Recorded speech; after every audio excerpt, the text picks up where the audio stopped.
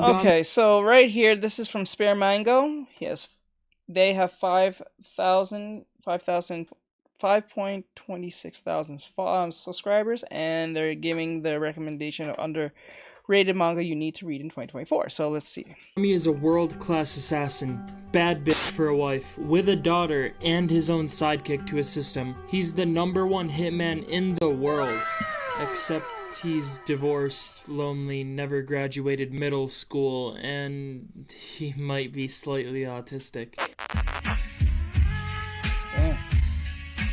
Kill Blue follows a legendary hitman sent on a secret undercover mission as a middle schooler. On a mission, Ogami gets stung with a poison that causes his body to change back to when he was a kid. Not only does he have to deal with his undercover mission, he's also a socially awkward old man who doesn't understand socializing. His mission is to find this girl and get in close to try to infiltrate her family's company and find the cure for his illness. The issue is, everyone else wants to get in too.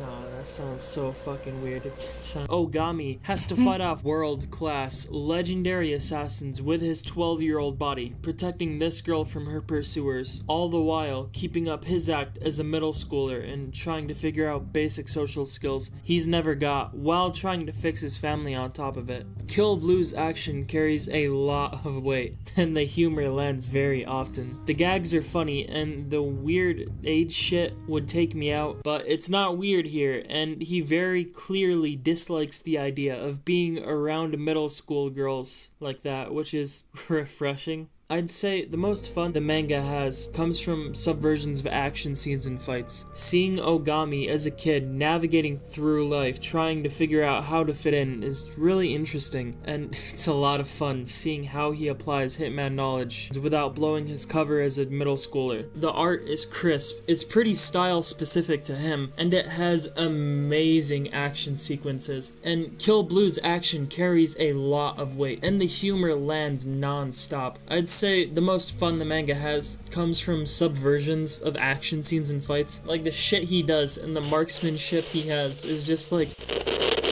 I've been reading Kill Blue for a while now, so it's older than others on the list, but it definitely deserves to be checked out. Not gonna lie, I haven't been keeping up with it, but it's definitely interesting, and it just didn't go where I thought it was gonna go. But don't even worry, because every other manga on this list is even better, and I'm gonna drop a few extra manga for you to check out on top of these 10 brand new underrated manga. I've been reading a lot of new manga recently, and I had the idea to put some shine on them because they're quick, easy reads, and I want to talk about it, but I can't make a video on every single new manga that comes out each week. Also, as an enlightened manga elitist, I don't read trash, so you can be assured none of these are going to get axed. Probably. Okay, on chart! At the party, full run pussy! The art of Diasporazer is what drew me in. It's messy at first, but so crazy yet bold and decisive it kept pulling me in, and I was in it for the long haul, especially since the art started improving. Also, the whole thing is just crazy. This old man is legitimately psychotic, and their dynamic is actually a lot of fun.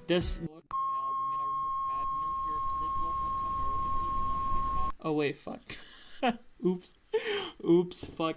I hesitated to pick up Diasporazer because the art and paneling was a bit muddy at first, but it kept just barely pulling me along until I eventually got invested. Absurd is the best word for this manga. Cosmic sorcerers are magic-wielding aliens conquering the stars, and this man is a warrior that's dedicated himself to slaying each and every single one that comes to Earth, and this dumb kid is just a hitchhiker. Tazakuni is traveling through town and overhears some kids planning to rob this old man. So this kid decides he needs to intervene and save the old man before they can attack him. But the old man refuses to run away from his own home and convinces Tazakuni to stick around. Typical boomer shit. The problems will just solve themselves, everything is fine. So he convinces Tazakuni to stick around, and also maybe that psychotic old maniac happens to be the strongest warrior in the entire universe. Clearly, Anderson has defended the Earth from galactic wizards for decades. He has nothing to fear. So this is their story. With Tazakuni as his sidekick, he's not afraid to take on some punk kids, except They're not just kids, are they? A cosmic sorcerer has shown up on Earth and given these kids cosmic armor in exchange for attacking the old man. An old man out of his prime, they ambush him and catch him off guard, and once they have him where they want him, they burn down his whole house. Things are looking rough. It's the old man with a shotgun against two cosmic sorcerers, and he has to protect this stupid-ass kid who decided to jump in and make everything worse. And all he has to back him up is Nikazuda, who happens to be the strongest cosmic sorcerer in the entire universe. He effortlessly destroys these two cosmic armor thugs. Where does that leave him and Clearly Anderson? And what's he doing pretending to be a weak kid backpacking around Earth, specifically South Africa? The art of Diasporizer is what drew me in. It's messy at first, so crazy yet bold and decisive. It kept pulling me back even when I didn't want to. Also, the whole thing is just crazy. This old man is legitimately psychotic, and their dynamic is actually a lot of fun. This galactic conquistador has to hold this earthling back from running wild. The action is so fun and vibrant, and you can't tell what's going to happen next, especially in a fight. Also, shit is so absurdist and graphic. Chapter 2, and this guy literally blows this kid's fucking face apart because he put a portal underneath his skin so that he... Yeah, we got, what, 10 minutes left? Could teleport in when they were least expecting it. Just seeing the different characters bounce off of each other until it devolves into brainless fights is so satisfying. We got 10 minutes left. I Hope You're Happy, Lemon is a romance drama comedy. Normally, I would vomit right here. Leave me alone!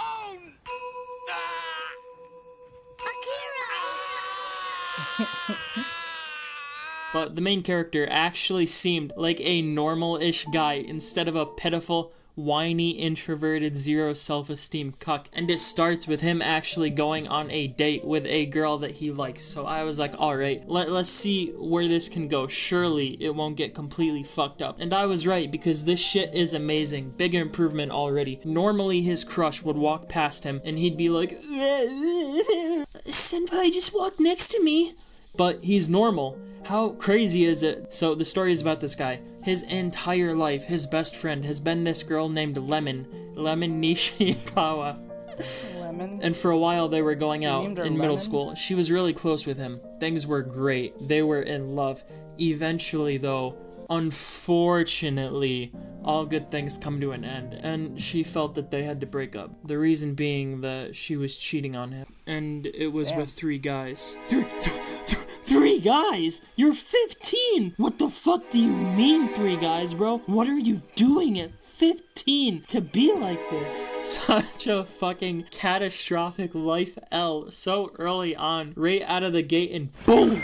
First love, lifelong childhood best friend turned girlfriend. 8th grade, 9th grade is describing how she got passed around. That's another echelon of cucking. Your 15-year-old girlfriend can't even just say, I cheated on you and dip. Nah, she had to clarify 3 different individual guys were and she dumps you with no fucking warning. Oh my god, oh my god. Core memory shit. Now imagine 4 years later and you're in college and you move on. 4 years of your life have passed, yet you still have nightmares about that shit. And you're a film student to boot. Pick a fucking struggle, bro. So you finally recover from your soul-shattering L, and you're in the process of getting a new bitch, and she's fine as fuck. You're trying to focus on some new shit. Now imagine you see this girl that scarred you, gave you PTSD for life. You've been having cuck nightmares for 4 years because of her. And she just walks in your elevator like it's nothing. And she's just so casual, acting like she saw you last Tuesday at Trader Joe's stocking up on Soylent. It matters so little, she doesn't even remember. She talks to you as if nothing happened. Meanwhile, homie is having a cuck nightmare about it every single night to this day. And right when you think you're done, you get this bullshit. But as long as you keep your shit straight, you'll be fine. After all, it's not like you're going to wake up the next morning in her body. And it's not like you have to go through her life and realize that everyone loves her and she's really nice and has lots of friends and dozens of guys asking her out and paying for gifts, and she's a genius going to a high-level university, all the while— Damn, what the hell? While you're a film student and you barely recovered from a 4-year-old cucking, just barely talking to a new girl while your ex has been living like a celebrity this entire time. At this point, I'm thinking, oh my god, maybe she's the protagonist and you deserved it, bro. I don't know. Shit's just not going straight for you. And it's not like the girl you're about to go out with is actually her roommate and best friend. I mean, come on. She'll fuck up your life, bro. She was in your body getting felt up by big, muscular men. Bro, take your eye off her for one single night and your body is getting resized by the martial arts club and you're waking up to that. Okay, but real talk. Me personally, if my first love cucks me with 3 different men, scars me for life, and then years... Wait. It's not the C... I can't say the word, but it's not the C word if it's only consider... Okay, we're using this term wrong. And this is what happens when generations don't tell the other generation how things work. Okay? The C word, which I can't use when your significant other, like, lies to you about your relationship per se, that's not a C word. A C word is when you are a participant in the situation, when you do not know, when she had to outright say it to you or at least tell you. You know what I'm saying? Yeah, that means when someone like, we're using this term wrong. This is the problem with young people. They hear something, they don't check this is not his fault. I'm pretty sure he's I don't know. But anyway, I don't know his age, but I'm just saying he sounds young, and I don't even sound that young myself. I'm only 29. But then again, I'm saying that term is used wrong because young people hear cheating, so they ultimately just connected to that. That's not how that works. That works based if the individual the cheating aspect and watches says cheating. That's what that term means. It's not when you don't know. You don't know. You know what I'm saying? But once you're told and then you say, okay, she told me what she was doing. I'm going to still either pursue this relationship with her and allow her to do it, or watch her do it and allow it to happen. We use that term wrong all the time. And I blame previous generations for telling young people the wrong thing or using wrong terms. Later, we switch bodies, I'm fucking turning into Spider-Man, if you know what I'm saying. Also, apparently, she didn't even cheat on him with 3 guys. She just panicked and made up some random excuse, I assume, because... Are you kidding me? Wait.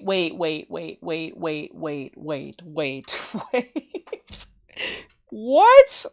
Bro, what is happening? She lied?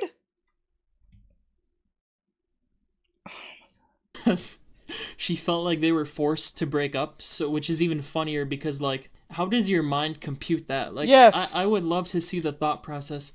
Oh, fuck, I'm breaking up with him. I don't have an actual reason. Fuck, what should I say? Fuck. I've actually been getting dug out by 3 other guys. I'm dumping you. Bye. The female mind is truly a wondrous thing. I'm kidding. It's a joke. That's a... No, he might be joking, but there's a lot of females who think like that. They will do that. There are females who will do that. It's sad, samurai. But it's true. 3 guys is a crazy lie. That is even if it's a lie, it just sounds true enough for it not to be a lie. Like, that's not something you use as a lie, bro. Like, if you said 1 guy, then fine. But when you say when it goes beyond 1, it just sounds like you're just confessing at this point. Even if it didn't happen, and just the fact that you thought that was the best option, might as well just make that the truth. You can't come back from that. You can't come back from something like that. That's madness. What the hell? Oh my god. You can't do that to people. That's wild, man. And you wonder why boys have such a hard time finding anyone? No, it's not. Anyway. If I ended up switching bodies with a woman, I'd be watching her carefully to make sure she did not ruin the body I've worked hard to maintain. Also, exactly. Exactly. What the hell, bro? The art is nice and cute and satisfying for some reason. And it's a nice, silly little read, so I highly recommend it. That's crazy. Dark corn. There would be no stuffing snacks like a beast in my body. Bro. Shibatarian is what? That was what a wild the story. fuck am I supposed to even say? I know that sounds like a quirky YouTuber. OMG guys, this is so crazy. What do I even say? But no, you read this shit and tell me how I'm supposed to describe this. Okay, so a boy is buried up to his neck under a cherry tree. He was practicing his role as a tree for the school play when some punks came by and buried him up to his neck. Eventually, though, a lonely boy finds him, and he sets the boy free. Sato is a delinquent. He plays sports, and people like him, but he's pessimistic and pushes others away. He looks down on them, and he can't connect with them. But over time, it's different with this boy. His infinite optimism shines through, and it makes socializing so much easier. Sato just wishes everyone could be like Shibata. But when Sato first met Shibata, he didn't even want to hang out. Shibata invited him to his house, a huge mansion so big, they never even had to see Shibata's parents. They had a massive library of movies, and they watched them until sunrise. Shibata wants to keep hanging out with Sato, but Sato's hesitant. Sato has a rough life at home though. His parents neglect him, and he doesn't fit in, so he eventually opens up, and Shibata becomes his best friend. Every day they watch movies together. It's their one escape from outside worlds, a place they feel accepted, where they can breathe and live through the medium of art and relax. Creepier than the last time. Yeah, he does. As You're time not passes, wrong, though, bro. a school cultural festival is around the said corner, what I was thinking. and the two of them decide to make their own movie for the festival. It sounds like I just laid out the plot, right? Nah, that's barely even the background of the background of the background. So Shibata and Sato decide to make a film. Shibata writes the plot, but it's never good enough for Sato. Shibata rewrites draft after draft after draft, but it's still just not good enough for Sato. Sato doesn't like Shibata's endings, but Shibata insists it has to have a happy ending. He spends weeks staying up late to write it. Sato spends weeks staying up late to edit it. Eventually, though, the time comes, and the two get the film done with their classmate Watari as the main actress. They bring it to the cultural festival and get ready to play it, only to get rejected. The soccer team is playing their match on the screen. Sato freaks out and almost starts a fight, saying that their video was supposed to be next. And in response to that solid and fair point, my man is like, kid, who are you? Who the fuck is Shibata anyways? Y'all are irrelevant. No one cares. No one wants to watch your guys' boring, shitty movie. Go somewhere. Sato and Shibata desperately want to show it to the class, but in the end it's pointless because the class votes on it and they decide to watch the soccer team's highlight video instead. Sato is crushed. Shibata still wants to try though. If they can just ask the teacher the next day, if they could just use a different room, if they could have another chance, they could show everyone the movie that they worked so hard on. But Sato doesn't even want to anymore. The one time he tried to go out and do something with his life, he was shut down. Even if they showed the class their movie, the kids watching are stupid and they won't get it. Sato is done making movies. Shibata and Sato are done trying to get their film shown. After all the effort put into trying to change, Sato closes himself up again. Sato just wishes that everyone could be more like Shibata, because then they would understand. They could see the movie and appreciate it, but in the end, they're all trash that treat Sato and Shibata like dirt. Sato can't help but be honest and confess that if he were to make another movie, it would be about a horde of Shibata taking revenge on them, killing all of those assholes in their class for making fun of them. If he were to make another movie and try again, it would have to be like that. A display of anger, taking their art and using it to show the unjust fury he feels from being written off and thrown away, of having his friend written off and thrown away, the one person closest to him. But that's Sato. That's not Shibata. Shibata doesn't want that. He's kind. He doesn't want to fight or harm people. Shibata has no interest in violent movies. Shibata has no interest in making movies like that because he's not that type of person. Shibata is only interested in movies with happy endings. They just can't see eye to eye. Neither of them can understand the type of movies that the other one wants to make. So Shibata and Sato go their separate ways. And if that sounds like an entire manga, well, that's just the background of the background. What? 5 years pass, and Sato Dark never Boy saw Horn. Shibata again. He meets Why the would girl. anyone want to watch a soccer movie is what I want to know. Maybe they got saved from showing quality to sheep lol. You're not wrong. I just saw your movie.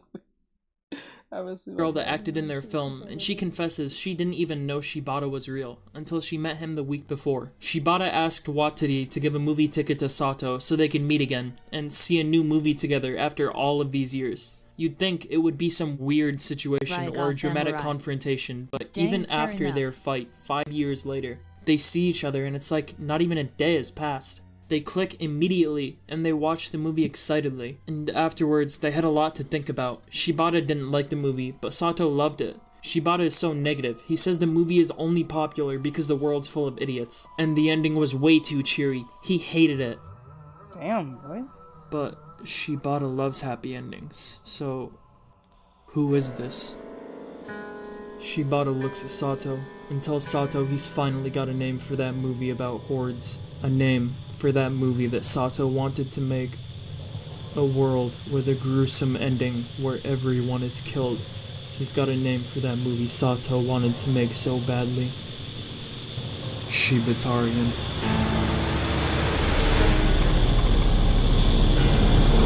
Red Cat Ramen is about a red cat that makes ramen. I did not expect to love this manga so much, but just holy shit. Maybe I'm a mindless fucking ape, but this just makes me so hyped for some reason. So this girl walks into a ramen shop and she gets served a bowl of ramen by a cat. And by this point, I'm already fucking hooked. Like, I don't know what it is, but something about this panel just hooked me immediately, and I don't know why I love it. I'm obsessed, and I just can't tell you why. I don't fucking know. I really don't. I can't explain my obsession. I guess I just love the way the cats are drawn, and this is like so fucking cool to me for some reason. Look at him dishing out food like that. Little man is grinding.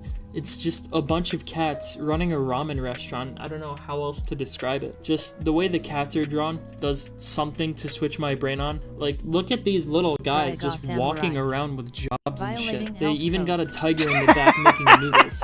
This whole manga is just a fucking aesthetic to me, I guess. Like, this shit is kind of just fucking awesome. Look at him, he's fucking cooking up. He's cooking. The pig is raw as fuck. Look at him. Untold sauce. His name is Bunzo. They all have like a little handkerchief. Like, how can you not enjoy this? And the chapters are quick, easy reads too. God, I fucking love this. I'm just imagining it right now. I would do anything to see this shit animated. Like, I would sacrifice a small child if it meant getting this in anime. Dude, it's not that serious. A big child too. That's not that serious. It's not that serious. It is not that serious to say that. It is not that serious. I can already hear the whiners coming. Oh, but spare me, old furry dragon is like 1.5 years old. Yeah. Yes, we've heard about Dan. Yes, we've heard about Undead Unluck. Figure out a new fucking manga. They're already old at this point. It's every goddamn recommendation video is the same. Unironically, this manga is so fucking fantastic. It hurts to think about how long I have been deprived of it now. Like fucking crack. I am going through if I feel one strand of fur in my mouth, it's over. Bro, you're not. I remember when Bean told us that story 2 weeks ago. Brawls, top 1 manga of all time, with only 6 chapters out. I don't know what illness is preventing Shingo Masagoki from delivering peak fiction, but I pray with all my heart he recovers. Ruri Dragon is about a girl named Ruri who's also a dragon. Go fucking read it. You can read it right now. It's the greatest manga of all time, enough said. And I guess this section was too short, so I'll talk about another manga. Hi. This video took an Shut the fuck up, you stupid. This video took an ungodly amount of time to make. But wait, because I'm not done, and there's still an amazing bonus manga at the end, and more important, funny stuff too. So part 2 coming out very soon. This is part 1. I'm almost done, and then I have a bunch of other stuff coming, and it's all like 30 minutes long and shit. So there's a lot more of this type of stuff. So ignore this. It definitely won't take me several weeks to get around to editing. Real quick, I want to rank the manga here from my favorites and let you know which deserve to be checked out the most. First though, I want to say the author of Red Cat Ramen soft blocked me on Twitter. I don't know how he even knows what soft blocking is, but I'm 99% certain, like positive, I know for a fact he soft blocked me. My favorite manga off this list at this moment has to be Shibatarian, including Ruri Dragon by the way, but Shibatarian is just so good and has such deep film references and lore. It's a mix of a few different horror films, but also foreshadows how the manga plays out. And so many things from those early zombie and monster movies are reflected in the events of the manga. The art can be really weak at times, no lie, but the paneling is so cinematic and just amazing. The shots and visual design is stellar. It's like reading a movie, and the horror is so great. I really love it right now. Number 2 is Diasperazer. It's a mini-series which is a bit weak, but the themes and ideas and art is so good and out there. It makes me a huge fan, especially with the ending and thematic philosophy. I love it so much, and it really impacted me. Diasperazer is fantastic, and it'll probably... I don't mind him giving his opinion on these anime, but why does it sound like the way he's saying it sounds so, like, almost sarcastic as hell? Probably stick with me for a while into the future. I hope you're happy Lemon is just enjoyable. I really like the art. It's pretty funny. Lemon is bad as fuck. It's just fun seeing the goofy shit, and as of now, it's keeping my interest really well. Red Cat Ramen, number 4, is just a simple manga. I like it a lot, but haven't gotten nearly into it like some of the others, and it's also 90 chapters in, so it's not newer like some of these others. I just saw in the site updates all the time, and eventually I gave it a try, and I really liked it. Kill Blue is cool, but just really sadly not stand out enough. And it's nice, but it's 40 chapters deep and just not doing nearly enough as it should be. It's still a fun read, but the central plot progression is pretty quickly abandoned, which is sad. The action and movement is top notch though, so if it's your type of thing, it's definitely worth it. Lastly, as a bonus manga for me cutting this video short, I was gonna talk about this manga, but it looks so nice and so fucking clean, and I already like it so much just from a glance, so I'm just gonna have to give it its own segment as a bonus in the next video. So here's SKK Girls, and I know some of y'all are sick freaks, but please just be normal in the comments. Fuck. I literally just read this manga and wrote this right now, like an hour and a half before the video is supposed to go out, and I want to make a full segment on this one too, but whatever. The world of SKK Girls follows Saya, Katana, and Kodachi, 3 young girls walking around a rundown, abandoned civilization. It's weird at first, and everything is completely empty, but the way the panels are left open and the mood and tone, combined with the art style and underlying feel of the manga, you know something isn't right.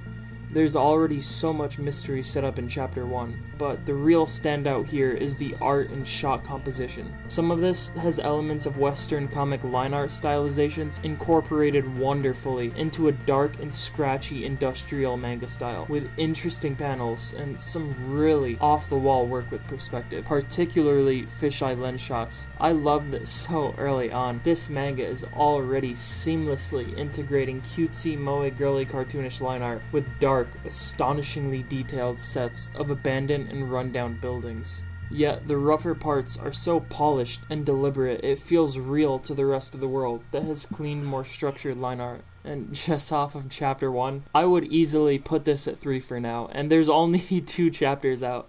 Crazy.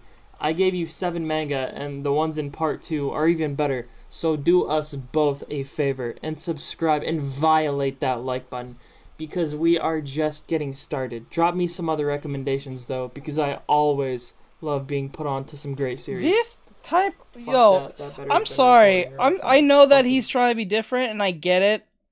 And I know he's trying to do this 90s grunge thing with the editing. I'm not talking about him per se, but like the whole grunge thing. But Jesus Christ, I don't think I would do this type of editing because there's certain people who may have, I don't know, get seizures by looking at this. You might put someone in the hospital. I would not. That's just my only true criticism to the editing. Other than that, the videos, it was quite fine. You made me laugh here to there, so that was good. Good job on the editing. Good job. What his name is Spare Mango. Like, yeah, I thought I was thinking something else. I don't know what. But like, anyway, so it was a great video so far. It made me laugh and all that great stuff. He gave some good recommendations, stuff I have never heard before, except like one or two probably. And that was pretty good. That was a pretty good video. I like, what the hell? And I don't know what it is, but his tone comes off extremely sarcastic, so I can't take it too seriously. I don't know why. Maybe it's just the way he's saying it, and that's it. But Jesus, he sounds like he's sarcastic all the way. Goricorn. Leave the 90s to the people who were there and can make it not cringe. Yeah. But like, I get what he's trying to do. I see what the aesthetic he's going with, but like, I don't know. I would avoid this type of editing because given people are prone to seizures, someone could be like watching it, or a kid can come across watching it thinking it's cool, and then look at it a little too long, and then they're in the hospital. You know what I'm saying? Like I wouldn't, you know, unless you get like a seizure warning at the beginning of the thing. But I don't even think that fucking works, to be honest. I made some changes to my OC here. Instead of giving her the rounded glasses, I decided to give her these goggles. I think that'll make her a lot more interesting. I'm gonna fix the goggles a little bit, look a little too thing. It should be a lot more curved based on what I made. But other than that, this was pretty fun.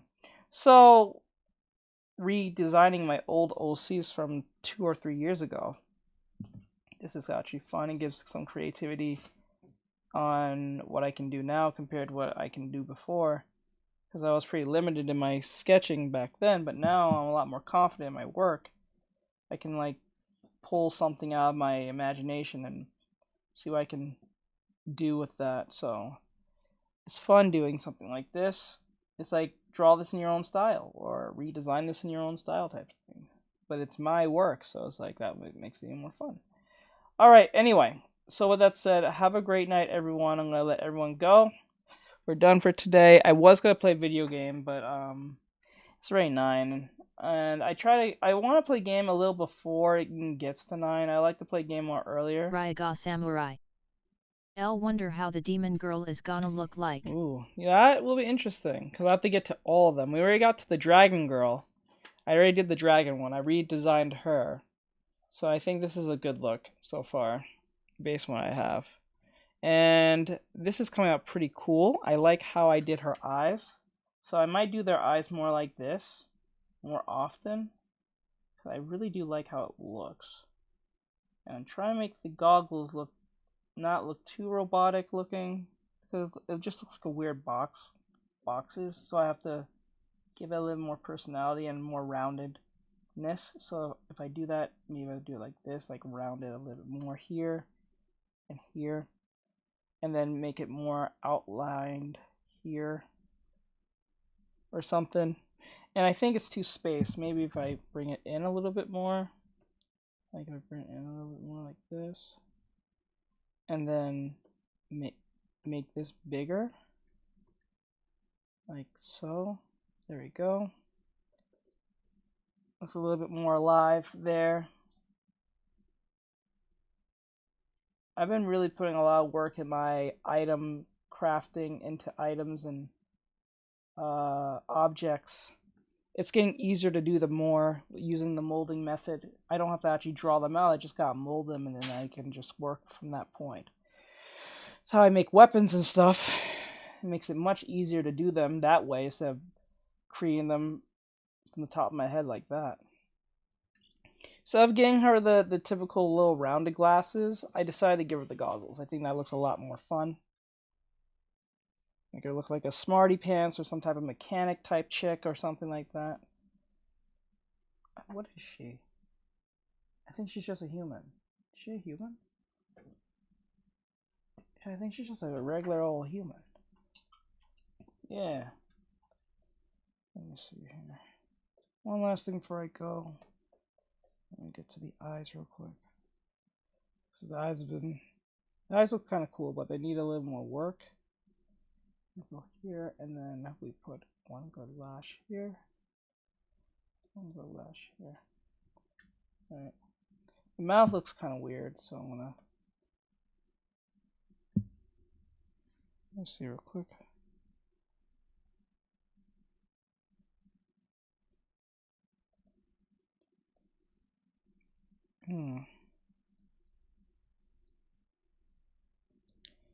Okay, let's get closer on that. Hold on.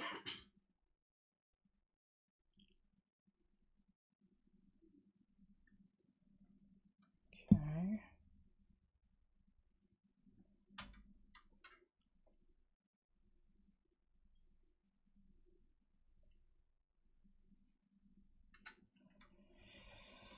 You know, someone did ask me, would you make your own manga? I probably might one day. No, I won't even call it manga, just call it webtoon. I had an idea for a while, but I don't know yet.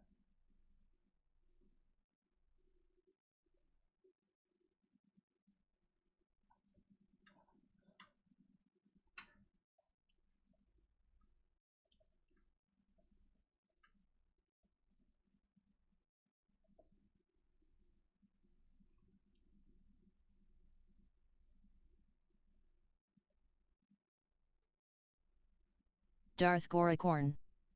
So did I miss anything good today? I don't think so. I don't think Darth so. Goricorn. I missed most of the stream. Did you? No, I don't think so. The only thing we did only 3 videos, well 4 technically, but it is what it is. Okay, so what I'm gonna do, I'm going to Says is that a stop character here. you're drawing from an anim? No, this is my OC I'm Says working thought on. you were drawing her biting her lip. No. Let me see. Just to make sure the distinction between. Says cool. Yeah, I'm working on I'm doing a redesign of my character here, so.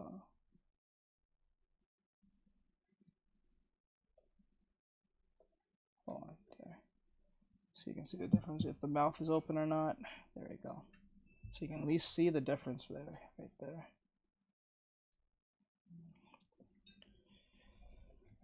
Alright. I think the eyes are, let me see. Eyes.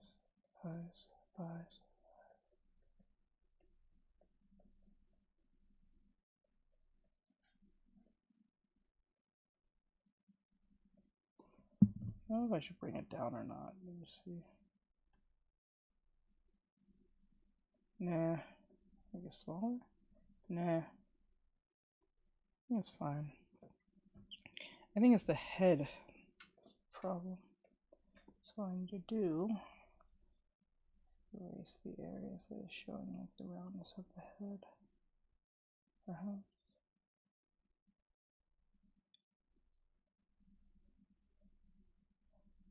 Erase all of that.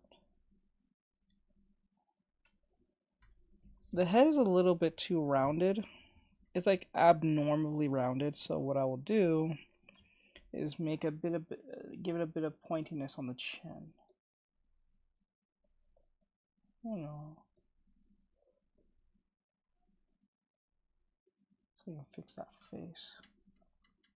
Oops. Still on black.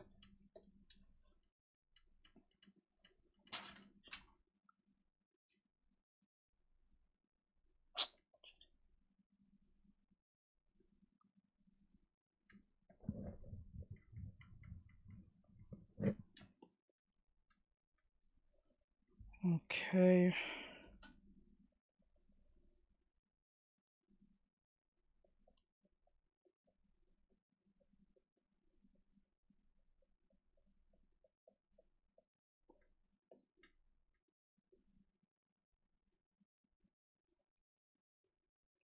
There we go.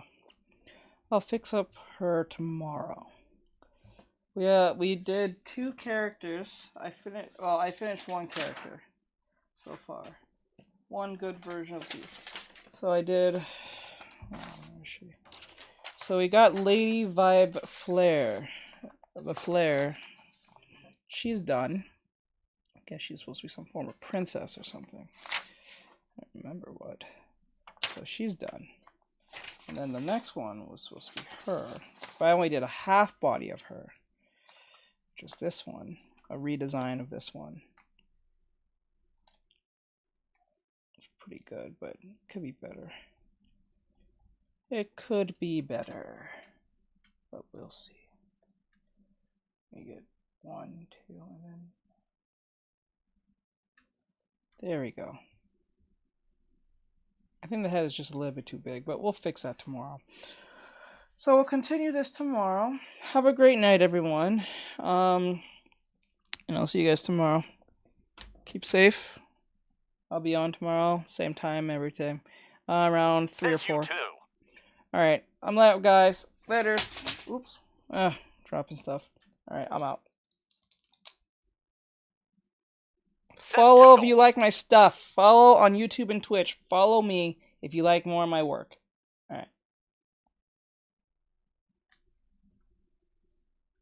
Ryaga Samurai. Good night, everyone.